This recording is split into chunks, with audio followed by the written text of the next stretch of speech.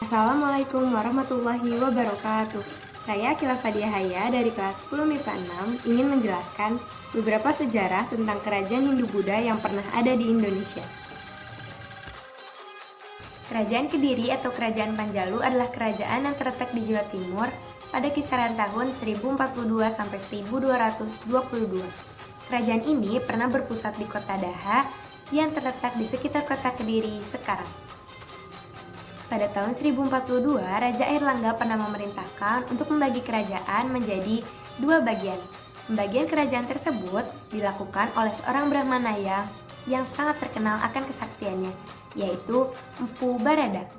Kedua kerajaan tersebut dikenal dengan sebutan Jenggala dan Panjalu, yang dibatasi oleh Gunung Kawi dan Sungai Brantas. Kedua kerajaan ini dibagi dua agar tidak terjadi pertikaian di antara kedua putranya. Pembagian kedua kerajaan ini pun pernah dikisahkan dalam Prasasti Mahaksubya, Kitab Negara Kertagama, dan Kitab Calon Arang. Namun, begitu Raja Airlangga wafat, terjadilah pertikaian di antara kedua putranya. Panjalu dapat dikuasai oleh Jenggala dan diabadikanlah nama Raja Mapanjigarasakan dalam Prasasti Malenga. Ia tetap memakai lambang Kerajaan Airlangga yaitu Garuda Muka. Pada masa pemerintahan Raja terakhir yaitu Raja Kertajaya, Kerajaan Kediri sedang dalam keadaan lemah.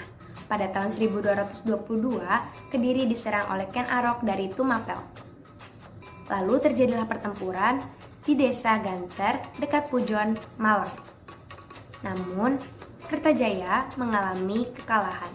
Maka dari itu, berakhirlah kejayaan Kerajaan Kediri. Soal raja, Kerajaan Kediri pernah dipimpin oleh seorang raja bernama Raja Jayawarsa. Raja Jayawarsa pernah memberikan penghargaan kepada rakyat desa karena telah berjasa kepada raja. Dari situ, kita bisa tahu bahwa Raja Jayawarsa sangat memperhatikan rakyatnya dan berupaya untuk meningkatkan kesejahteraan rakyat. Sebagai kerajaan yang pernah berdiri dan berjaya, Kerajaan Kediri meninggalkan beberapa peninggalan sebagai bukti bahwa mereka pernah berdiri di Jawa Timur, yaitu Prasasti Kamulan, Prasasti Galunggung, Prasasti Jaring, dan Prasasti Panumbangan. Kerajaan Majapahit adalah kerajaan Hindu-Buddha terakhir yang menguasai Nusantara. Kerajaan ini dianggap sebagai kerajaan terbesar dalam sejarah Indonesia. Terlahir pada hari penobatan Raden Wijaya yang menjabat pada tahun 1293 sampai 1309 dengan gelar Kertajasa Jayawardana. Kerajaan ini berdiri pada tahun 1293 sampai 1500, bertempat di Trowulan, Mojokerto, Jawa Timur. Puncak kejayaan Majapahit dibantu oleh Mahapati Gajah Muda. Majapahit mulai menguasai lebih banyak daerah yang meliputi Sumatera, Sulawesi, Kalimantan, Semenanjung Malaya, Kepulauan Nusa Tenggara, Maluku, Papua, Singapura, dan sebagian kepulauan Filipina. Sampai puncak kejayaan, Majapahit mulai berangsur melemah setelah wafatnya Hayam Wuruk pada tahun 1389. Pewaris Hayam Wuruk adalah putri mahkota Kusumawardhani yang menikah dengan sepupunya sendiri, Wikramawardhana. Kemudian, istri selir dari Hayam Wuruk meminta haknya atas tahta. Dan terjadilah perang saudara yang dinamakan Perang Parekrek antara Wirabumi dan Wikramawardhana. Kemudian perang ini dimenangkan oleh Wikramawardhana, sedangkan Wirabumi dipacung. Perang inilah yang melemahkan kekuatan Majapahit atas daerah-daerah taklukannya. Kalau bicara soal raja terkenal dan kebijakannya, Hayam Wuruk adalah salah satunya. Kebijakan pada masanya adalah struktur pemerintahan dan birokrasi yang teratur. Karya sastra juga mulai mengalami kemajuan yang sangat pesat, mulai dari kemajemukan budaya, agama, dan adat istiadat. Halnya dengan kerajaan-kerajaan lain, sebagai kerajaan yang pernah berjaya, Majapahit juga meninggalkan beberapa peninggalan sebagai bukti. Ada Prasasti Hara-Hara, Prasasti Lumpang, Candi Bujang Ratu, dan Candi Cetok. Kerajaan Tarumanegara adalah kerajaan tertua di Pulau Jawa yang bercorak kebudayaan Hindu. Kerajaan ini didirikan oleh Jaya Singawarman yang kemudian digantikan oleh anaknya Dharmayawarman. Kerajaan ini diperkirakan berdiri pada abad ke-5 Masehi. Letak kerajaan ini berada di Jawa Barat, dekat Sungai Cisadane, Bogor. Wilayah kekuasaan Tarumanegara meliputi Banten, Jakarta, sampai pada perbatasan Cirebon. Kalau dilihat dari luas wilayahnya, dapat ditafsirkan bahwa Kekuasaan Tarumanegara hampir menguasai seluruh wilayah Jawa Barat. Masa kejayaan Tarumanegara berakhir pada saat Linggawarman, raja terakhir Tarumanegara, digantikan oleh menantu dari putri pertamanya, Tarusbawa. Secara otomatis, tampuk kekuasaan kerajaan Tarumanegara diwariskan kepada Tarusbawa. Karena pamor kerajaan menurun, Tarusbawa berniat untuk mengembalikan kejayaan Raja Purnawarman. Sekitar tahun 670, Tarusbawa mengganti nama Tarumanegara menjadi Kerajaan Sunda. Hal ini menyebabkan Reti Kandayun dari Kerajaan Galuh memisahkan diri dari kekuasaan Tarusbawa. Karena putra mahkota Kerajaan Galuh berjodoh dengan Sandaha, putri dari Kerajaan Kalingga, Kerajaan Galuh mendapat dukungan dari Kerajaan Kalingga untuk membagi Tarumanegara menjadi dua bagian. Untuk menghindari terjadinya perang saudara, akhirnya Tarusbawa menerima tuntutan dari Kerajaan Galuh. Pada tahun 670, Tarusbawa membagi Kerajaan Tarumanegara menjadi dua bagian, yaitu Kerajaan Sunda dan Kerajaan Galuh. Dengan dibagi dua Kerajaan Tarumanegara, maka berakhirlah kejayaan Kerajaan Tarumanegara. Raja terkenal di Kerajaan Tarumanegara adalah Raja Purnawarman. Raja Purnawarman dikenal sebagai raja yang bijaksana dan tegas dalam menghadapi musuh. Raja ini juga membangun sungai Gomati sepanjang 12 km untuk keperluan pengairan. Hal ini menjadi salah satu cara raja untuk meningkatkan kesejahteraan rakyat. Beberapa peninggalan kerajaan Tarumanegara. Yang pertama ada prasasti Kebon Kopi, yang kedua ada prasasti Pasir Awi, yang ketiga ada prasasti Ciaruten. Kerajaan Pajajaran adalah kerajaan Hindu yang berdiri pada tahun 923. Kerajaan ini dikenal dengan nama Kerajaan Pakuan karena letaknya berada di wilayah Bogor. Berawal dari Majapahit yang melemah pada masa pemerintahan Brawijaya V dan para rakyat serta anggota kerajaan yang mengungsi ke Kerajaan Galuh di Kuningan, Jawa Barat. Pada saat itu, Kerajaan Galuh di bawah masa pemerintahan Raja Dewa Niskala. Pada saat itu, Raja Dewa Niskala memperistri salah satu anggota kerajaan. Namun, pernikahan tersebut tidak disetujui oleh Raja Susuk Tunggal karena terdapat peraturan yang menyatakan bahwa keturunan Sunda Galuh dilarang menikah dengan keturunan Majapahit. Terjadilah peperangan di antara Raja Dewa Niskala dengan Raja Susuk Tunggal. Dewan Penasehat kedua kerajaan tersebut menyarankan agar Raja Susuk Tunggal dengan Raja Dewa Niskala melakukan perdamaian. Dewan Penasehat kedua kerajaan tersebut menyarankan agar Raja Susuk Tunggal dengan Raja Dewa Niskala melakukan perdamaian. Jalan perdamaian yang diambil adalah Raja Susuk Tunggal dengan Raja Dewa Niskala digantikan oleh pemimpin yang baru. Ditunjuklah Prabu Siliwangi selaku anak dari Raja Dewa Niskala dan menantu dari Raja Susuk Tunggal. Prabu Siliwangi yang diberi gelar Sri Baduga Maharaja kemudian mempersatukan kembali kedua kerajaan tersebut dan terbentuklah Kerajaan Pajajaran. Runtuhnya Kerajaan Pajajaran disebabkan oleh Kesultanan Banten. Selain itu, Maulana Yusuf juga memboyong Palangka Sriman Sriwacana dari Kerajaan Pajajaran ke Keraton Surosoan. Hal ini menandakan bahwa tidak akan ada lagi raja di Kerajaan Pajajaran karena singgasana raja telah dipindahkan. Akhirnya, Kerajaan Pajajaran runtuh pada tahun 1579 dan Maulana Yusuf naik tahta sebagai penguasa Kerajaan Sunda.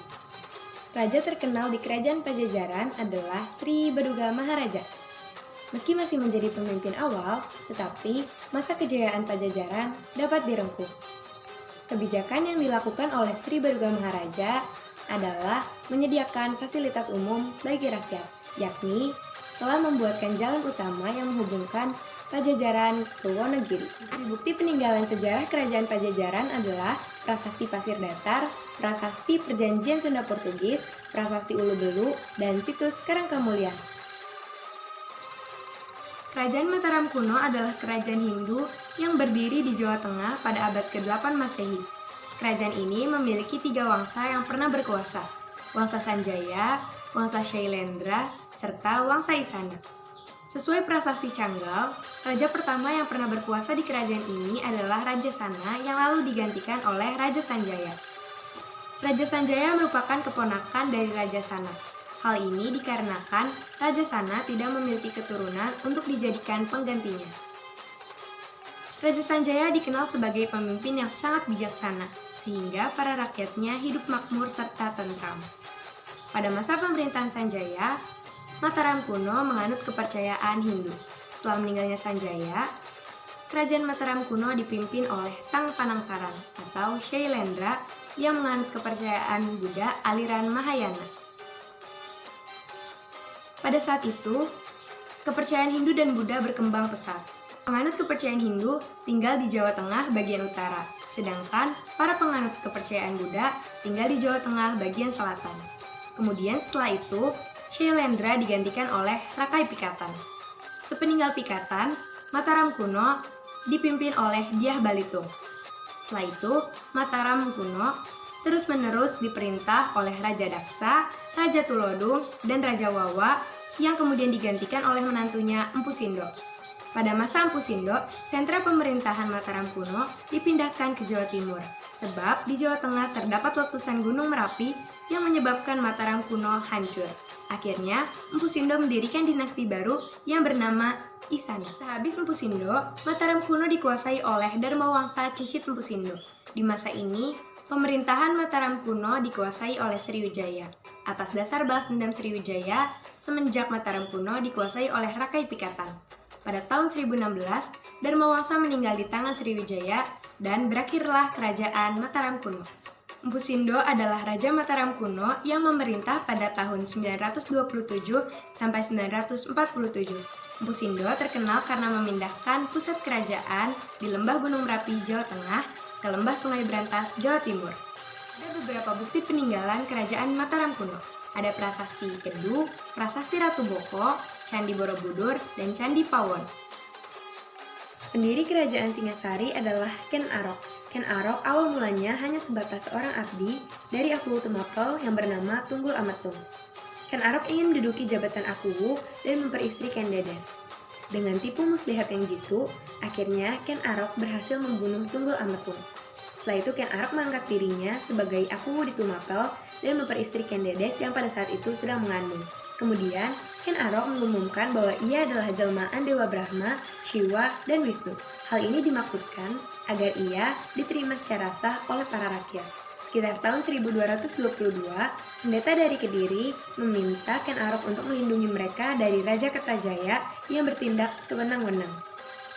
Setelah segala sesuatunya siap, berangkatlah Ken Arok beserta para prajurit dari Tumapel ke kerajaan Kediri. Semua prajurit Kediri dan rajanya dapat dibinasakan. Kemudian, Ken Arok dinobatkan menjadi raja dan kerajaan Kediri beserta Tumapel disatukan dengan sebutan Kerajaan Singasari. Kejayaan Kerajaan Singasari terjadi pada masa pemerintahan Kertanegara. Kertanegara berhasil melakukan konsolidasi dengan menempatkan para pejabat yang mempunyai kemampuan sesuai dengan bidang dan tugasnya. Kertanegara tidak segan-segan mengganti pejabat yang dipandang kurang berkualitas. Berkat politik dan pemerintahan Kertanegara yang dijalankan, Kerajaan Singasari berhasil menjadi kerajaan terkuat di Nusantara. Kerajaan Singasari mengalami keruntuhan akibat dua faktor utama. Yang pertama, akibat tekanan luar negeri, yang kedua, akibat pemberontakan dalam negeri. Tekanan luar negeri datang dari Kubilai Khan dan dinasti Yuan dari Cina. Kubilai Khan menghendaki Singasari agar menjadi taklukan Cina. Tentu saja Kertanegara menolaknya. Penolakan tersebut disampaikan dengan cara menghina utusan dari Kubilai Khan. Di tengah usaha menghadapi serangan, tiba-tiba saja penguasa daerah Kediri yang bernama Jaya Katuang melakukan pemberontakan. Sebenarnya, Kertanegara telah memperhitungkannya. Akan tetapi, langkah yang diambil Kertanegara tidak efektif. Pada tahun 1292, Jaya Katuang menyerbu ibu kota dan berhasil membunuh Kertanegara. Kemudian ia menguasai istana dan runtuhlah kerajaan Singasari. Yang terkenal di kerajaan Singasari adalah Ken Arok. Pada tahun 1222 ia berhasil menjadi Aku Tumapel karena memenangkan peperangan dan mendirikan kerajaan Singasari. Ada beberapa bukti peninggalan kerajaan Singasari. Ada Candi Singosari, Candi Jago, Arca Dwarapala, dan Prasasti Manjusri. Kerajaan Dharmasraya keberadaannya masih menjadi perdebatan para ahli hingga saat ini. Nama Dharmasraya sendiri diambil dari nama ibu kota sebuah kerajaan Melayu di Sumatera. Dapat dipastikan bahwa Dharmasraya memiliki pengaruh yang kuat di Sumatera dan Selat Malaka peninggalan Sriwijaya pada abad ke-12 sampai abad ke-14. Kemunduran Kerajaan Sriwijaya akibat dari serangan Raja Rajendra Chola I pada tahun 1025. Kemunculan nama Dharmasraya yang diperintah oleh Mauli Warmadewa menjadi bukti penguasa baru wilayah peninggalan Sriwijaya. Bukti paling tua mengenai keberadaan Dharmasraya dapat ditemukan pada Prasasti Grahi tahun 1183 di wilayah selatan Thailand. Prasasti tersebut berisi tentang perintah dari Mauli Warmadewa kepada Bupati Grahi yang bernama Mahasenapati Galanai. Isi perintahnya adalah pembuatan arca Buddha seberat 1 bara, 2 tula, dengan nilai emas 10 tamlin. Diketahui, yang mengerjakan pembuatan arca tersebut bernama Meraten Srinano, seorang seniman ketika itu. Bukti lainnya terdapat di Prasasti Padang Roco tahun 1286. Pada prasasti itu disebutkan bahwa Raja Swarnabumi bernama Mauli Warmadewa mendapat kiriman hadiah berupa arca Amoghapasa dari Raja Singasari, yaitu Kertanegara. Arca dari Raja Jawa itu kemudian diletakkan di Kerajaan Dharmasraya. Dalam kitab Pararaton disebutkan bahwa Dharmasraya adalah nama ibu kota dari negeri Bumi Malayu. Tribhuwana Raja yang menjadi Raja Kerajaan Dharmasraya diyakini oleh para sejarawan sebagai keturunan dari Raja Trailokya Raja yang berasal dari selatan Thailand.